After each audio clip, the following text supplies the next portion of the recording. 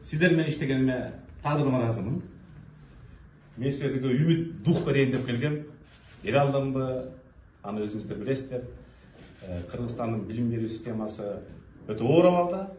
Аны 6 айда көтөрүш өтө кыйын. Аны Элиза Жолдубаевич айтты. Бирок ошо 6 айда мага ишенген президентке, Акылбек Сөмбеевичке, парламентке, билим коомчулугуна мыйзам жазышкан баарыңарга чоң рахмат. Бул менин өмүрүмдөгү бир унутулуус барактар. Ушу менен мен 5-жолу мамлекеттик кызматтан жумушка турууга туура келип атат. Эң негизгиден мен сиздерден убадалыгым келет. Биз баштаган ишти улантабызбы? Эңириде могу китепти аркары бери айгана чыгаргыла. 1.278.000 көчөлүп чыгарышыбыз керек. Экинчиден, эмдиги жылы мына быйыл 2 балга көтөрдүк, эмдиги жылы 3 балга, 125 балга орточо балда көтөрүбүз керек. ОЭКТнын суроолорун оңдоп келгенди жөн болот деп аны кылабыз баары.